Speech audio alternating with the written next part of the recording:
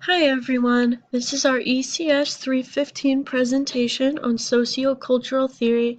My name is Piper Sandstrom and I'm going to be taking you through this.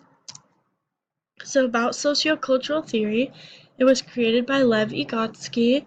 It's an emerging theory because he actually died before he could finish, but the main concept to take away is that human learning is largely a social process, and it really stresses the importance of interaction between people and their culture. So if you want to think back to when you first learned how to tie your shoes, your parents probably told you a story about bunny ears and how to tie them.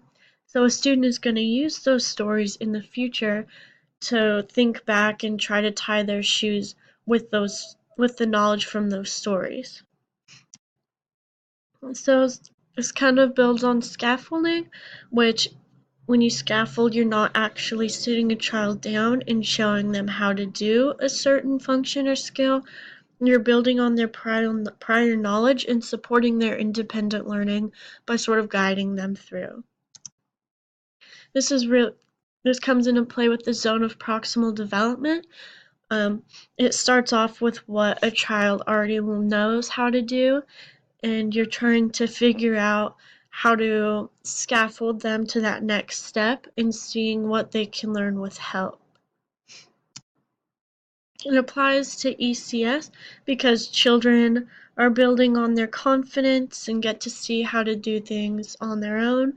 And because sociocultural theory is about social interaction, these children are seeing other children like them do things and complete activities, and they have the confidence to kind of try these things on their own.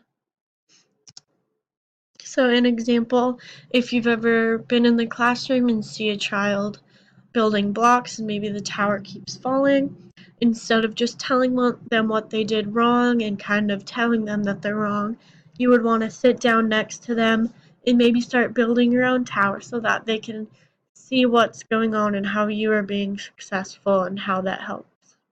And then use that for themselves.